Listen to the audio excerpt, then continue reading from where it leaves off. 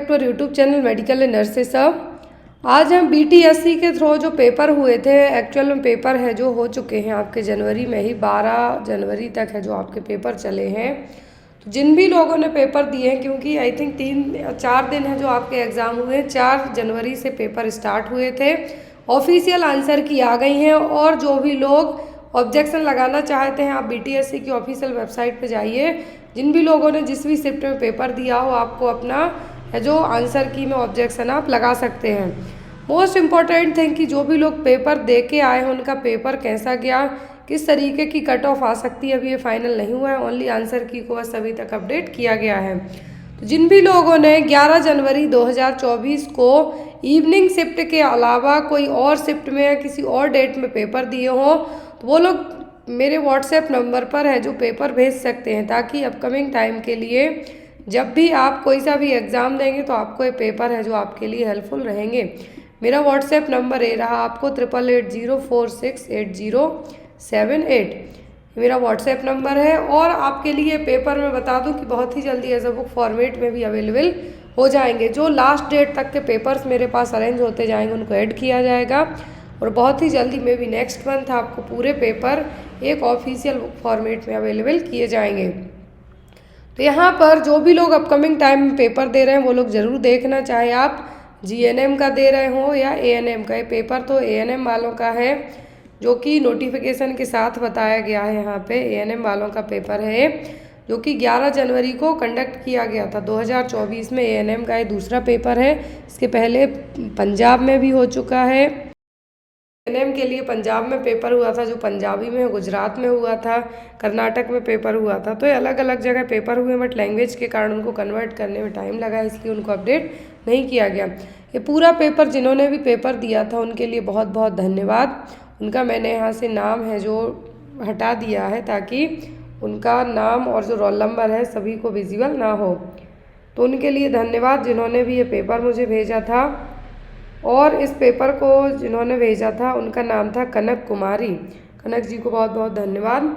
चलिए, जो भी लोग पेपर दे के आए प्लीज़ मेरे व्हाट्सएप नंबर पर आप लोग अपनी आंसर की भेज सकते हैं।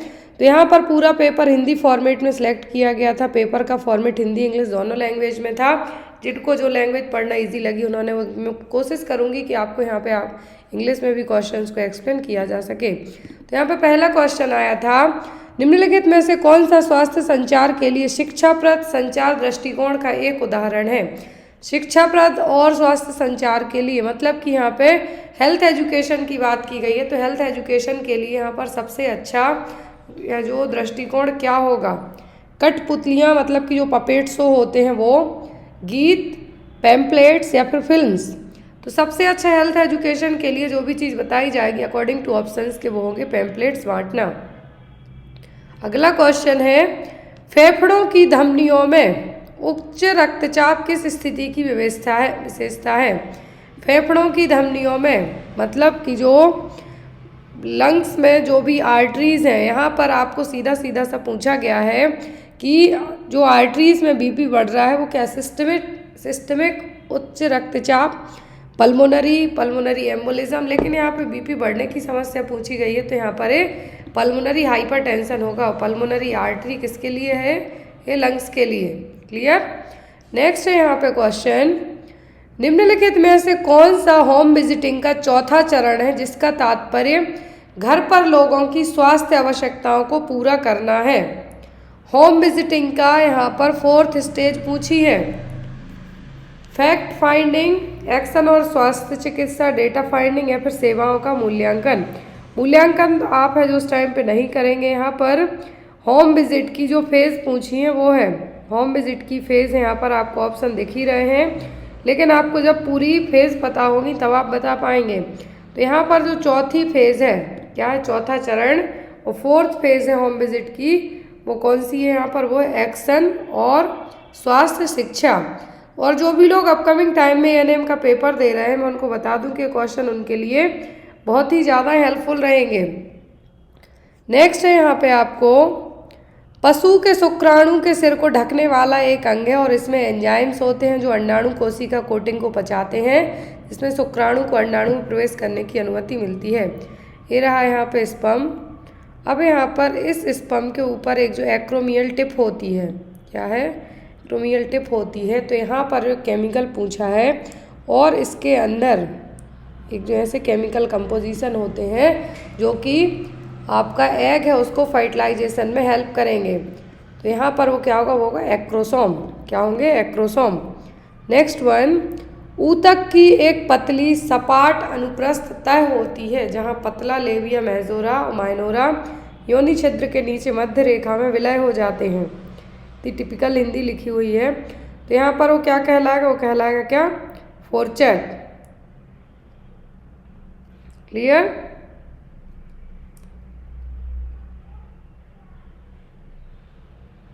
यहाँ पर ये क्या है, फोर्चेट। नेक्स्ट इज, निम्नलिखित में से कौन सी काउंसलिंग की विशेषता नहीं है। काउंसलिंग की विशेषता, तो यहाँ पर दृष्टिकोण गहन एवं अंतर्मुखी है, मतलब कि यहाँ पर एक इसका एम होना चाहिए। यह परिक्षेप को बदलने स्वयं समाधान प्राप्त करने मदद करने की प्रवृत्ति रखता है। मतलब आपको एक तरीके से हम ये कहेंगे कि आपके जो भी डिसीजन है उनको चेंज करने में भी हेल्प करेगा। रेमेडियल एवं क्यूरेटिव, तो यहाँ पर ये भी है कि आपको कोई प्रॉब्लम है तो ये काउंसलर आपकी बात सुनेगा, जो चीज़ें आप अपने घर वालों को नहीं बता पा रहे हैं उससे भी आपकी परेशानी ठीक की जा सकती है।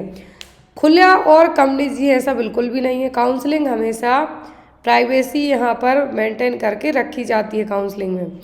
नेक्स्ट है, प्री एक्लेम्सिया आमतौर पर गर्भावस्था के कितने सप्ताह बाद होता है। प्री एक्लेम्सिया मतलब प्रेगनेंसी में बीपी का बढ़ना जनरली आफ्टर 20 वीक की प्रेगनेंसी के बाद होगा।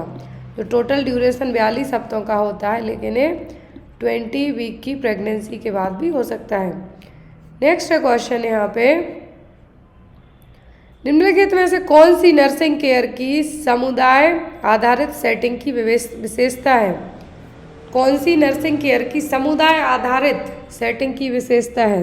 तो एक ग्राहक के मूल्यों के आधार पर पारस्परिक रूप से तय किए गए हस्तक्षेपों के साथ स्वायत्त अभ्यास। तो यहाँ पर नर्सिंग केयर समुदाय क्या है, कम्युनिटी हेल्थ केयर है जो यहाँ पर उसके बारे में पूछा गया है। तो क्या है, ग्राहकों के मूल्यों के आधार पर पारस्परिक रूप से तय किए गए हस्तक्षेपों के साथ स्वायत्त अभ्यास। अगला क्वेश्चन है, किस उम्र तक के एक बच्चे को कम से कम 6 ब्लॉक्स को स्टैक करने में सक्षम होना चाहिए। 6 ब्लॉक्स है जो जनरली 24 महीने का बच्चा ही यहाँ पे जोड़ पाएगा। नेक्स्ट वन, संक्रमण की प्रतिक्रिया में सूजन की प्रक्रिया में निम्नलिखित को छोड़कर सभी शामिल हैं। कुछ भी इन्फेक्शन होता है तो स्वेलिंग होगा यहाँ पर। तो स्वेलिंग में क्या होगा, संक्रमण स्थल पर प्रतिरक्षा कोशिकाओं का प्रवाह, तो बिल्कुल सही है। प्रभावित क्षेत्र में रक्त की बढ़ती हुई धारा, जहाँ पे भी ब्लड है जो वहाँ पे क्या होगा, ब्लड फ्लो है जो ज़्यादा होगा। हिस्टामिन अलग रिलीज होते हैं जब भी इन्फेक्शन होता है, लेकिन दीर्घकालिक संकुचन यहाँ पर इसका हिस्सा नहीं है। नेक्स्ट है स्वच्छता की विशेषताएं, क्लीनलीनेस की यहाँ पे विशेषताएं पूछी हैं। यह आवश्यक उपकरणों के उपयोग के माध्यम से बीमारी की रोकथाम पर केंद्रित है, बिल्कुल सही है।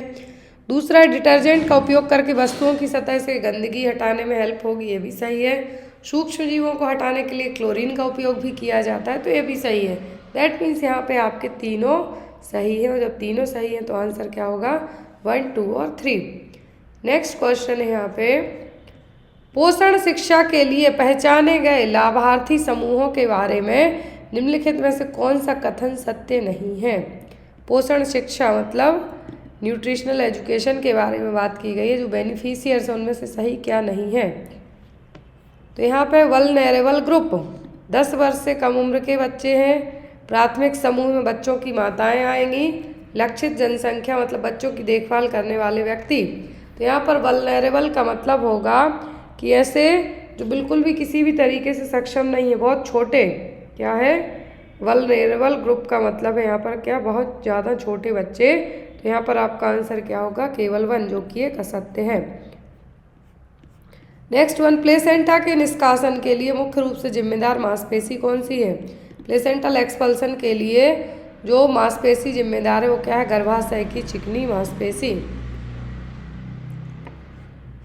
नेक्स्ट वन, निम्नलिखित में से कौन सा व्यापक स्कूल स्वास्थ्य कार्यक्रम का प्रमुख घटक है। कम्युनिटी हेल्थ नर्सिंग में पढ़ा है, जीएनएम वालों ने भी पढ़ा है, स्कूल हेल्थ प्रोग्राम के बारे में है। तो यहाँ पर छात्र नेतृत्व शासन, शारीरिक शिक्षा, आवधिक शैक्षणिक परीक्षण या फिर स्वास्थ्य और पोषण शिक्षा। तो यहाँ पर हेल्थ जो स्कूल हेल्थ प्रोग्राम होते हैं उसमें आपकी फिजिकल मेंटल जो हेल्थ पे फोकस किया जाएगा। तो यहाँ पर आपका आंसर क्या होगा, सेकंड और फोर्थ। नेक्स्ट है, निम्नलिखित में से कौन सी सीबीओ की विशेषता नहीं है। सीबीओ की विशेषता यहाँ पे कौन सी नहीं है, किसी बाहरी एजेंसी से प्रेरणा, सीमांत समूहों का प्रतिनिधित्व, स्वदेशी ज्ञान पर विश्वास। क्या है जो नहीं है, पेपर बहुत ही अच्छा आया था यहाँ पे, तो ये हिंदी में इतनी ज़्यादा। तो यहाँ पर जो सीबीओ है, क्या है, सीबीओ की विशेषता यहाँ पर तीनों नहीं है। बाहरी एजेंसी से प्रेरणा लेना, सीमांत समूहों का प्रतिनिधित्व, और है यहाँ पे क्या आपका लास्ट में स्वदेशी ज्ञान पर विश्वास। यहाँ पर ऐसा नहीं है। यदि आप कुछ भी हेल्थ रिलेटेड फील्ड में काम करते हैं तो यहाँ पे आपको पता होना चाहिए। तो यहाँ पर आपका आंसर क्या होगा, तीनों। अगला क्वेश्चन है, टिक्स द्वारा प्रसारित एक वेक्टर जनित रोग। तो टिक्स के लिए रिस्पॉन्सिबल कौन सी डिसीज होगी, होगी लाइम डिसीज। क्या है, लाइमी डिसीज। अगला है, हैजा जैसी जल जनित बीमारियों के नियंत्रण के लिए कौन सा हस्तक्षेप महत्वपूर्ण है। तो हैजा का मतलब है यहाँ पे क्या, कोलेरा। कोलेरा फैलता कैसे, गंदे पानी के कारण। तो यहाँ पर वो गंदे पानी को ही आप सुरक्षित पानी में कन्वर्ट करेंगे तो इसको आप ट्रीट कर सकते हैं, मैनेज कर सकते हैं। नेक्स्ट वन, 4 से 8 वर्ष की आयु के बच्चों के लिए अनुशंसित दैनिक कैल्शियम सेवन। तो 4 से 8 वर्ष की एज के लिए कैल्शियम की जो अमाउंट पूछी है वो होगी 1000 मिलीग्राम, 1000 mg। किस उम्र के एक बच्चे से स्वतंत्र रूप से चलने की उम्मीद की जानी चाहिए। 6 से 9 महीने, 22 से 29, 18 से 24। तो 18 से 24 में तो बच्चे स्टेयर्स चढ़ने लगते हैं, लेकिन यहाँ पर ओनली चलने की उम्मीद तो वो है 10 से 18 महीने के बच्चे। अगला क्वेश्चन, जनसंख्या स्थिरता कोष के किस रणनीति के तहत निजी क्षेत्र के स्त्री रोग विशेषज्ञों, पुरुष नसबंदी सर्जनों को सार्वजनिक निजी भागीदारी मोड में स्टरलाइजेशन ऑपरेशन करने के लिए आमंत्रित करता है। मतलब यहाँ पर कि जो गवर्नमेंट जितने भी जो कैंप वगैरह लगाते हैं स्टरलाइजेशन के लिए, परमानेंट फैमिली प्लानिंग के लिए, तो यहाँ पर गवर्नमेंट के और जो निजी क्षेत्र के मतलब प्राइवेट सेक्टर के स्त्री रोग विशेषज्ञ हैं और पुरुष नसबंदी सर्जनों के लिए एक जगह है जो स्टरलाइजेशन प्रोसेस में हेल्पफुल रहेंगे। वो यहाँ पर रणनीति कौन सी होगी, संतुष्टि रणनीति। नेक्स्ट, नवजात मृत्यु दर और रुग्णता दर में त्वरित कमी के लिए home based newborn care HBNC की शुरुआत कब की गई थी। हुई थी 2011 में।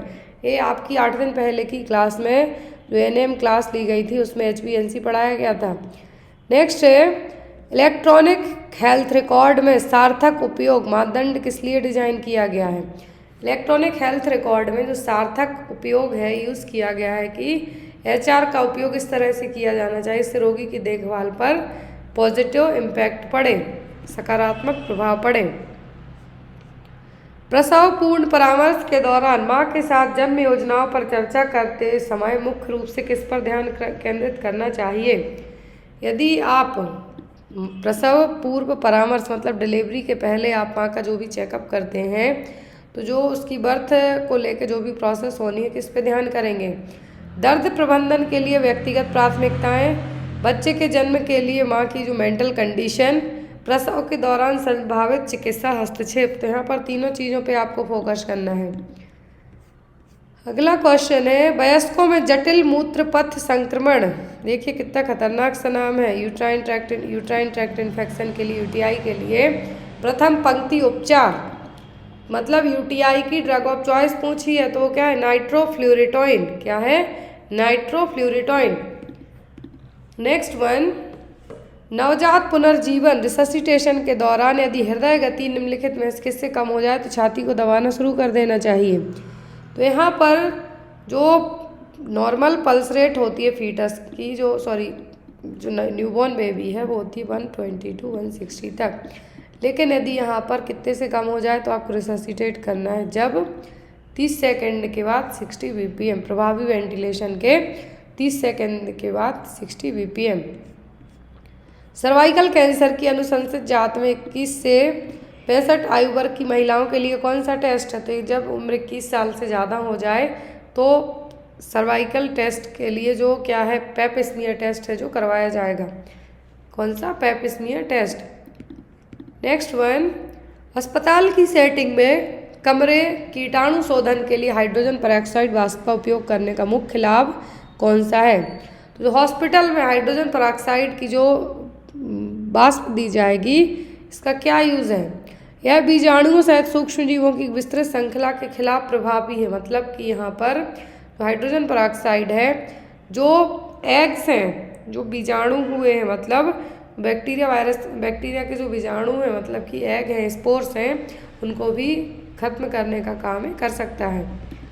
नेक्स्ट है, उपकेंद्रों द्वारा प्रदान की जाने वाली स्वास्थ्य देखभाल सेवाओं के प्रकार से संदर्भ में उनका प्राथमिक फोकस क्या है?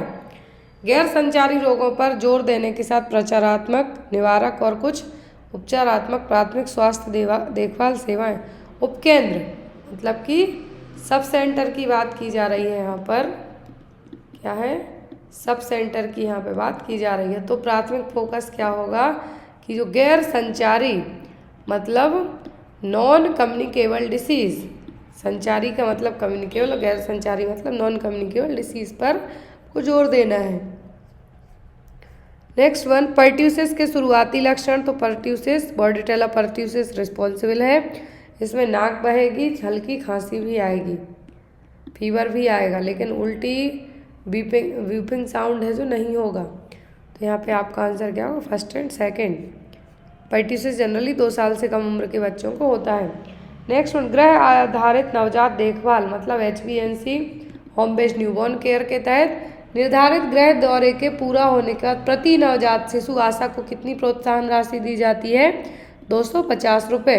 ये भी आपको पढ़ाया गया HBNC केयर के तहत।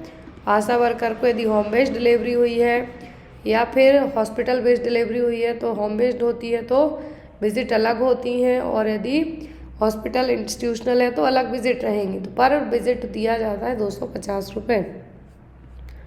नेक्स्ट, निम्नलिखित में से कौन सा सामुदायिक स्वास्थ्य नर्सिंग की विशेषता नहीं है?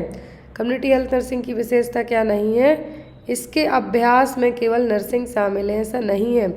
ये जनसंख्या केंद्रित है, अंतर विषयक सहयोग मतलब इंटरसेक्शनल, जो भी दूसरे डिपार्टमेंट के साथ मिलकर भी काम करते हैं। तो यहाँ पर केवल नर्सिंग बस नहीं है।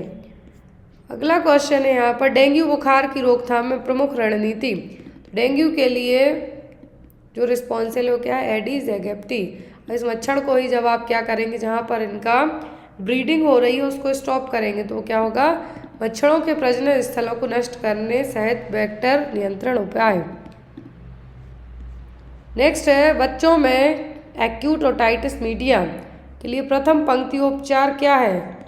एक्यूट ओटाइटिस मीडिया मतलब मिडिल ईयर इन्फेक्शन, जो कि मुझे रिसेंट में हुआ था और 1.5 मंथ तक मेरा एक कान है जो तरीके से कह सकते हैं कुछ सुनाई ही नहीं दे रहा था। तो एक्यूट ओटाइटिस मीडिया के लिए अमोक्सिसिलिन जो कि एक एंटीबायोटिक है, इससे ट्रीट किया जा सकता है। लेकिन आफ्टर द एंटीबायोटिक के भी हम बात करें, मैं अपने पर्सनल एक्सपीरियंस से कह रही हूँ, पूरा जो 5 दिन का डोज लिया एंटीबायोटिक का, एंटीपायरेटिक्स भी लिए, फीवर था क्योंकि पेन था, लेकिन उस सब के बाद भी म्यूकोलाइटिक्स भी लिए, उसके बाद भी 15 डेज और लग गए थे।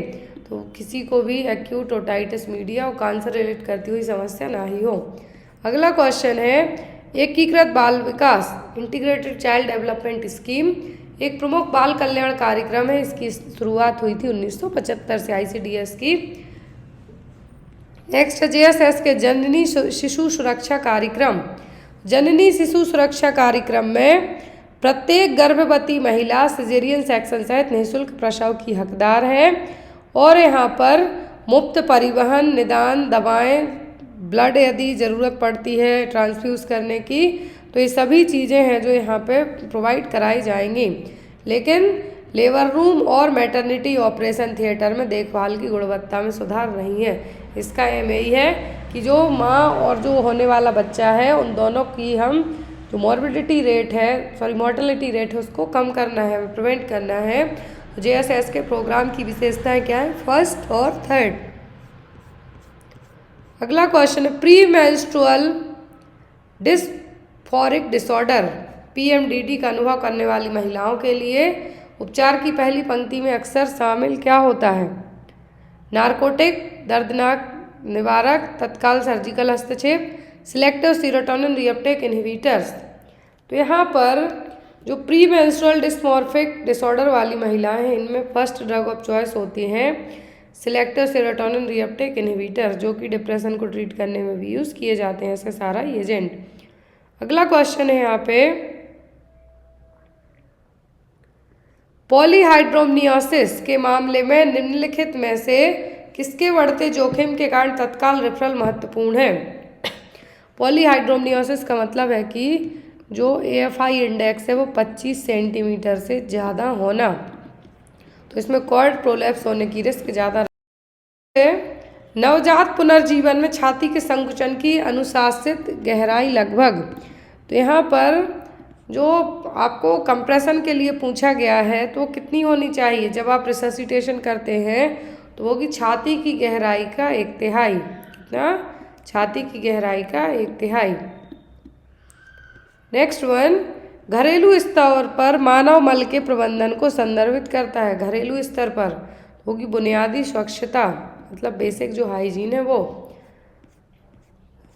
नेक्स्ट इस सामुदायिक स्वास्थ्य में प्राथमिक रोकथाम का उदाहरण है, तो वो ओनली वैक्सीनेशन और टीकाकरण कार्यक्रम, ना तो शल्य चिकित्सा है, ना ही क्रॉनिक बीमारियां हैं, ना ही पुनर्वास योजना मतलब रिहेबिलिटेशन।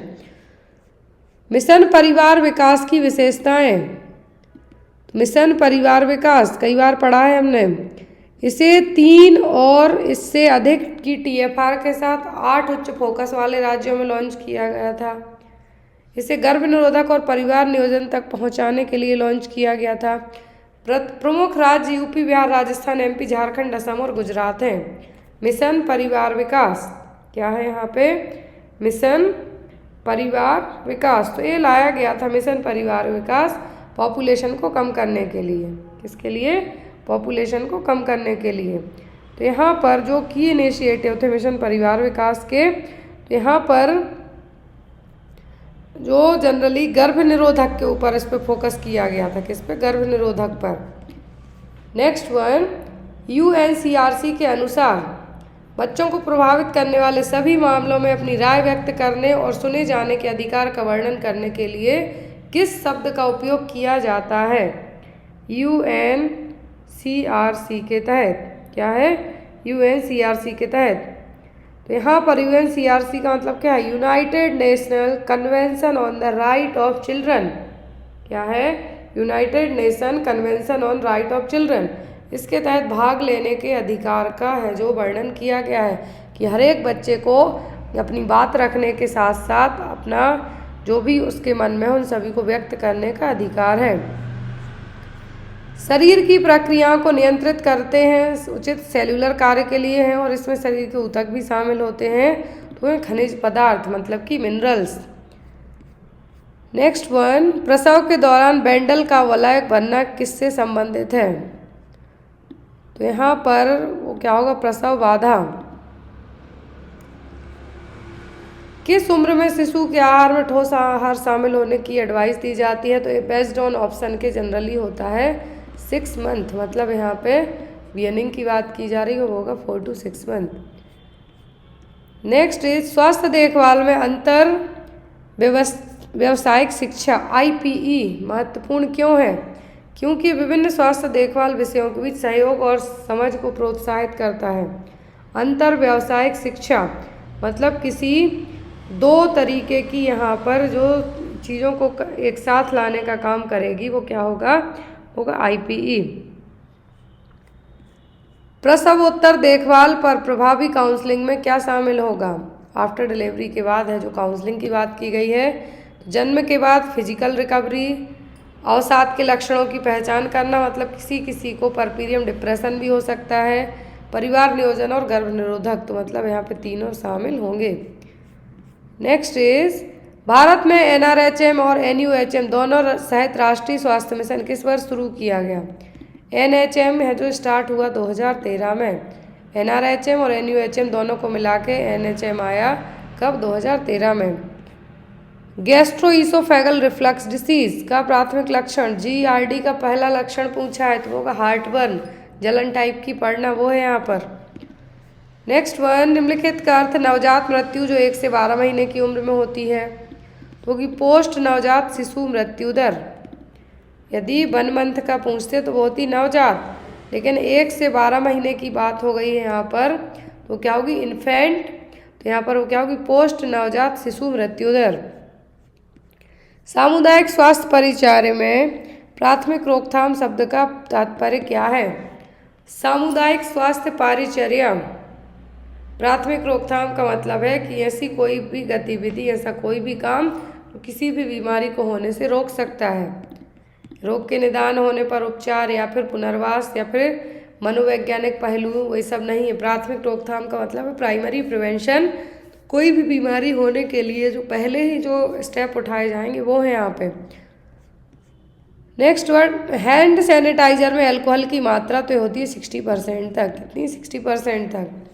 शब्द नोजोकोमियल संक्रमण किसके संक्रमण को, तो ये जनरली हॉस्पिटल एक्वायर्ड इन्फेक्शन भी कहलाता है। क्या है? Hospital acquired infection. तो आंसर क्या होगा?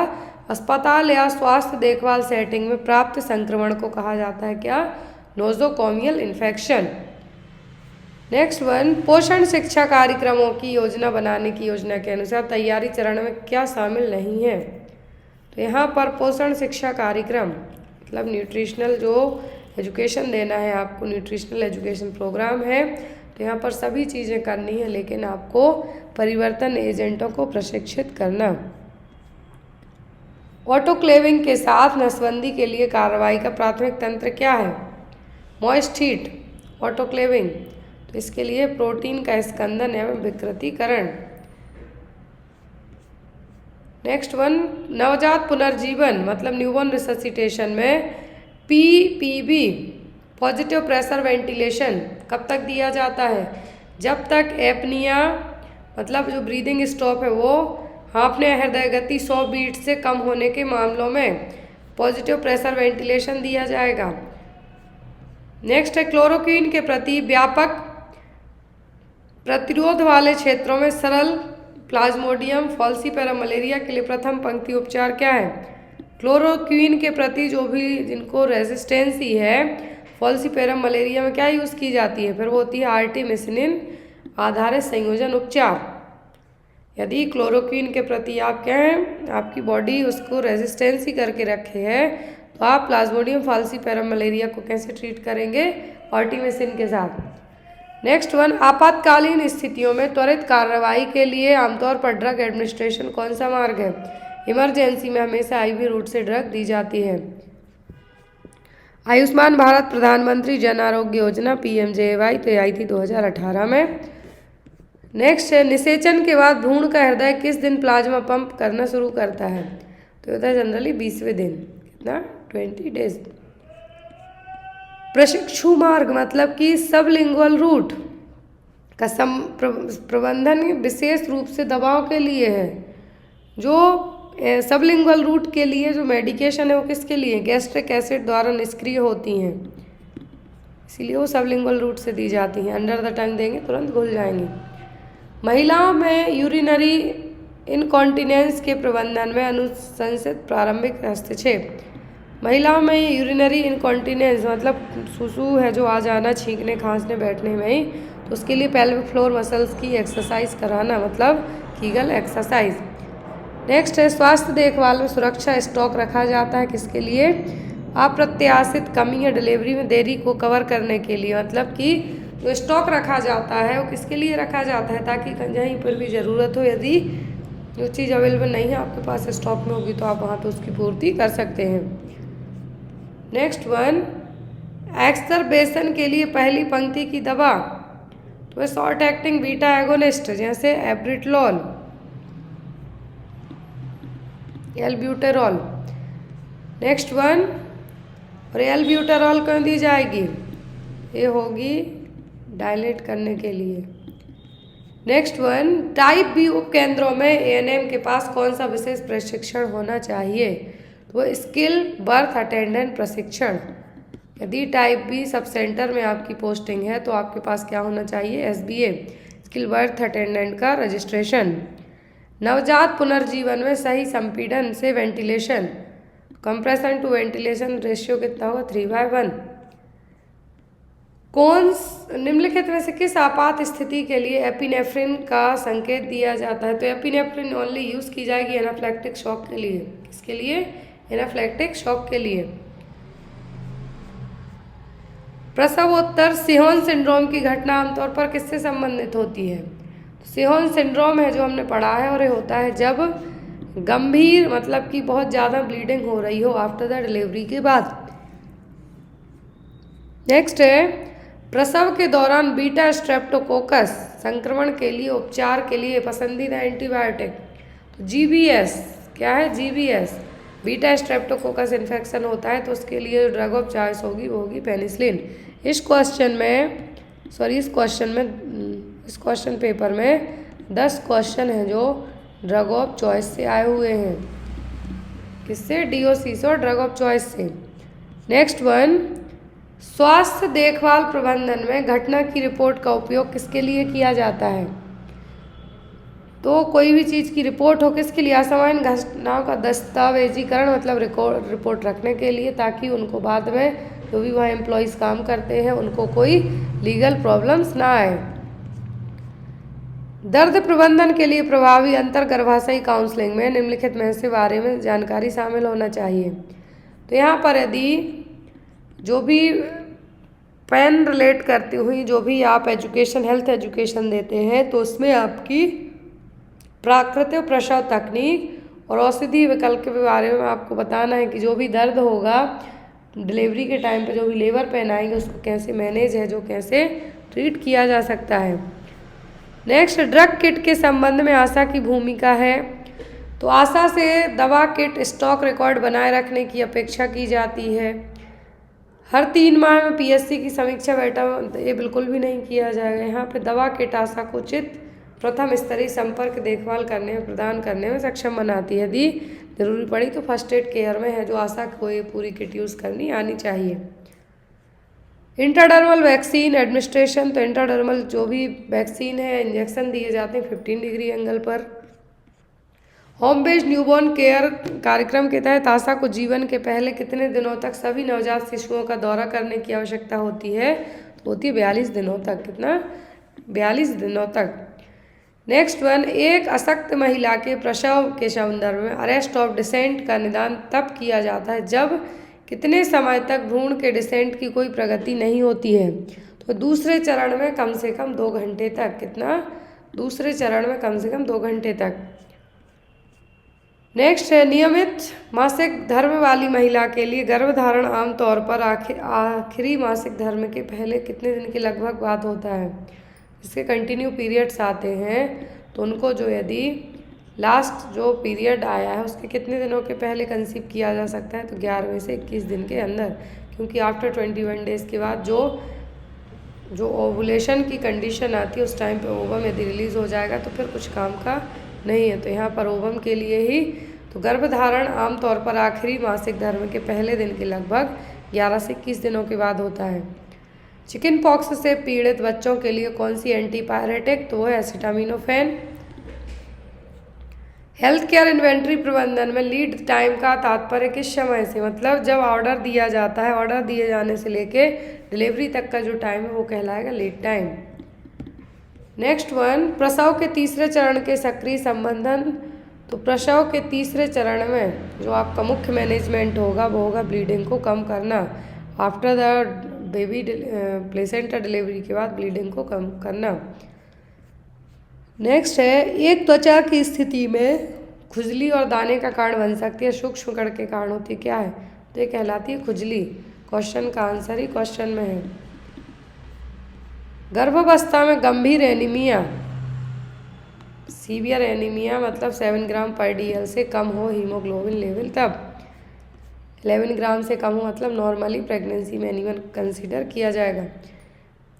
तपेदिक मतलब TB के लिए कौन सा प्रभावी प्राथमिक रोकथाम है, तो होगा BCG टीकाकरण। बेसिलस कालमेंटिग्यूरिन इंट्राडर्मल अपर आर्म में है जो दिया जाता है। प्रसवोत्तर हेमेटोमा के निदान के लिए कौन सी एक प्रमुख संकेतक है? आफ्टर डिलीवरी के बाद परपीरियम पीरियड में हेमेटोमा पूछा है, तो वह दर्द के साथ या दर्द के बिना पेरिनियल क्षेत्र में एक पैल्पेबल मास का बनना। राष्ट्रीय कुष्ठ उन्मूलन कार्यक्रम के तहत अस्पताल में रहने के दौरान मजदूरी के नुकसान की भरपाई के लिए चिन्हित सरकारी और एनजीओ संस्थानों में प्रमुख पुनर्निर्माण सर्जरी के लिए कुष्ठ प्रभावित व्यक्तियों को कितनी राशि दी जाती है? मतलब नेशनल लेप्रोसी इरेडिकेशन प्रोग्राम के तहत ये अमाउंट दिया जाता है 8,000। है NLEP मतलब नेशनल इरेडिकेशन ऑफ लेप्रोसी। यहाँ पर जो लेप्रोसी का प्रोग्राम है उसके अकॉर्डिंग जो भी लोग यहाँ पर जो कुष्ठ रोग के लिए लेप्रोसी के लिए सर्जरी वगैरह कराते हैं तो उनको एज अ प्रोत्साहन के तौर पर 8,000 रुपये दिए जाते हैं, क्योंकि जिस टाइम वो मजदूरी करनी चाहिए उस टाइम वो हॉस्पिटल में, तो उस नुकसान की भरपाई के लिए उनको 8,000 रुपये पे किया। कीटाणु शोधन के लिए पराबैंगनी मतलब कि यूवी प्रकाश का उपयोग करने की निम्नलिखित में से कौन सी सीमा है? तो यहाँ पर पूछा गया है कि जो यूवी रेस यूज़ की जाएंगी, क्या है, जो UV rays ultraviolet rays use की जाएंगी, तो यहाँ पर वो कौन सी होंगी? वो होगी अपारदर्शी सामग्रियों को भेदने में असमर्थता वाली रेस। कौन सी? अपारदर्शी सामग्रियों को भेदने में असमर्थता। अगला क्वेश्चन है यहाँ पर, निम्नलिखित में से क्या आमतौर पर नवजात शिशु की प्रारंभिक देखभाल में शामिल नहीं है? तो यहाँ पर प्रारंभिक देखभाल में कौन सा शामिल नहीं है? जो न्यूबॉर्न बेबी है उसके लिए इंट्रामस्कुलर विटामिन के का इंजेक्शन दिया जाता है, हेपेटाइटिस बी दिया जाता है, एंटीबायोटिक आई ड्रॉप और ऑइंटमेंट या फिर विटामिन के का मौखिक प्रबंधन। तो जो एज एन इनिशियल में शामिल नहीं है वो क्या होगा? विटामिन डी का मौखिक प्रबंधन। और यहाँ पर एंटीबायोटिक आई ड्रॉप भी नहीं दी जाती है एज सुन एज पॉसिबल जब बेबी होते हैं न्यूबॉर्न बेबीज़। लेकिन यदि हाँ उनकी आंखों में कुछ इन्फेक्शन वगैरह है, ऑप्थेल्मिया न्यूनेट्रम होता है, तो उनको उस केस में दी जा सकती है, लेकिन विटामिन के है जो ओरली न्यूबॉर्न बेबी में यहाँ पे नहीं दिया जाएगा। नेक्स्ट वन, प्रारंभिक देखभाल सेटिंग में तपेदिक निदान की सबसे अधिक पुष्टि निम्नलिखित के द्वारा की जाती है। टीबी के लिए यहाँ पे पूछा गया है कि सबसे अधिक पुष्टि कंप्लीट ब्लड काउंट से, चेस्ट एक्सरे से, कि माउंटेक्स ट्यूबरकुलिन स्किन टेस्ट से। लार्ज वे में करना है तो sputum smear microscopy. Next one, पारिवारिक जीवन शिक्षा अपने व्यवहार में एक अध्ययन का एक क्षेत्र है। पारिवारिक जीवन शिक्षा किस तरीके का क्षेत्र है? तो यह है बहु अनुशासनात्मक। नेक्स्ट वन, गर्भवती महिला में गर्भावस्थागत मधुमेह निम्नलिखित में से किसके लिए एक जोखिम कारक है? तो वो जो प्रेगनेंसी में जेस्टेशनल डायबिटीज़ की कंडीशन होती है, हाई जो ब्लड शुगर लेवल बढ़ा हुआ होता है, तो क्या है जो एक एज अ कॉम्प्लिकेशन के तौर पर डेवलप हो सकता है? तो वो होगा मैक्रोसोमिया। लार्ज साइज बेबी है जो डायबिटिक मदर्स के पैदा हो सकते हैं। नेक्स्ट वन, डेंटल हाइजीन के बारे में कौन सा कथन सत्य है? दिन में कम से कम 2 मिनट तक दांतों को ब्रश करना चाहिए, बिल्कुल सही है। लोगों को एडीएस स्वीकृत फ्लोराइड टूथपेस्ट का उपयोग करना चाहिए, भी सही है। लोगों को सप्ताह में कम से कम एक बार फ्लॉक्स करने की सलाह दी जाती है, ऐसा बिल्कुल भी नहीं होता है। टूथब्रश को हर 5-6 महीने में बदलना चाहिए, इसकी जगह एवरी 2 to 3 मंथ में बदलना चाहिए। तो आंसर होगा आपका केवल 1 और 2। नेक्स्ट वन, नवजात पुनर्जीवन के संदर्भ में मतलब कि न्यूबॉर्न रिससिटेशन से रिलेट करते हुए कमरे की हवा को 100% ऑक्सीजन से अधिक प्राथमिकता दी जाती है, क्योंकि तो यदि 100% ऑक्सीजन सेचुरेशन से ज़्यादा है जो प्रायोरिटी दी जाएगी जहाँ पर आप न्यूबॉर्न रिससिटेशन करते हैं। क्यों? क्योंकि यह हाइपर पायरेक्सिया के खतरे को कम करता है। हाइपर पायरेक्सिया मतलब है जो टेम्परेचर बहुत ज़्यादा होना, उसके रिस्क को कम करने का काम करेगा। नेक्स्ट वन, निम्नलिखित में से कौन आशा को प्रदान किया जाने वाला गैर मौद्रिक प्रोत्साहन नहीं है? मोबाइल दिया जाता है, साड़ी दी जाएगी, लेकिन स्टाफ क्वार्टर है जो स्टाफ क्वार्टर आशा वर्कर को नहीं दिया जाता है। नेक्स्ट वन, रजोनिवृत्ति के बाद महिलाओं में एस्ट्रोजन के स्तर की कमी के कारण किस स्थिति का खतरा बढ़ जाता है? तो यहाँ पर मतलब है किसका? मेनोपॉज का। ये होता है एस्ट्रोजन हार्मोन के लेवल कम होने के कारण। तो यहाँ पर होगा जो डेवलप क्या, ऑस्टियोपोरोसिस। नेक्स्ट वन, बच्चे के जन्म के संदर्भ में इंगेजमेंट का मतलब क्या है? इंगेजमेंट का मतलब है कि शिशु के सिर का पेल्विक इनलेट में प्रवेश करना। 10 सेंटीमीटर का मतलब तो है यहाँ पर डायलेटेशन। नेक्स्ट वन, भावनात्मक बंधन, ये यहाँ पर आपका जो फील करेंगे वो कहलाएगा क्विकनिंग।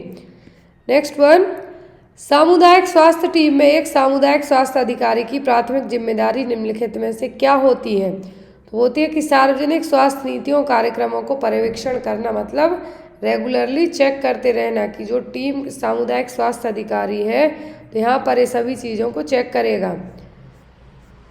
नेक्स्ट वन, हृदय संबंधी समस्याओं वाली महिलाओं में प्रसव के दौरान एंडोकार्डाइटिस के खिलाफ रोकथाम के लिए अनुशंसित एंटीबायोटिक है। जिन भी लेडीज़ को क्या है, हार्ट से रिलेट करती हुई प्रॉब्लम है, लेकिन उनको यदि एंडोकार्डाइटिस की कंडीशन डेवलप होती है तो उनको कौन सी एंटीबायोटिक दी जाएगी? तो होगी अमोक्सिसिलिन। कौन सी? अमोक्सिसिलिन। नेक्स्ट वन, टीके की बर्बादी से बचने के लिए किस पद्धति की अनुशंसा की जाती है? तो होती है यहाँ पर बहुखुराक शीशी का उपयोग करना। इसकी वैधता अवधि के भीतर बहुखुराक शीशी का उपयोग करना, मतलब जो वयाल में जितना डोज है उसको जो एक मिनिमम ड्यूरेशन है उसके अंदर यूज़ करना, अदरवाइज उसको थ्रो इट कर देना। अगला क्वेश्चन, वह घटना जहाँ किसी व्यक्ति की प्रतिरक्षा प्रणाली गलती से शरीर की अपनी कोशिकाओं पर हमला कर दे, वो कहलाती ऑटो इम्यूनिटी, की आपकी खुद की सेल आपकी बॉडी की जो अच्छी सेल्स उन पर अटैक कर दें। नेक्स्ट वन, निम्नलिखित में से कौन सा क्षेत्र काउंसलिंग प्रक्रिया के माध्यम से कवर किया जाता है? नैतिक, सामाजिक होगा, लीजर होगा, वोकेशनल होगा। तो यहाँ पर ये तीनों होंगे। लास्ट क्वेश्चन है यहाँ पर, प्रसव पूर्व देखभाल के संदर्भ में फॉलिक एसिड का प्रशासन मुख्य रूप से किसके रोकथाम के लिए? मतलब यहाँ पर जन्म के पहले ही जो फॉलिक एसिड दिया जाता है, क्यों दिया जाता है? कि जो फीटस में, भ्रूण में न्यूरल ट्यूब डिफेक्ट होता है, न्यूरल ट्यूब दोष होता है, उसको रोका जा सके। तो ये था ऑफिशियल पेपर बिहार का।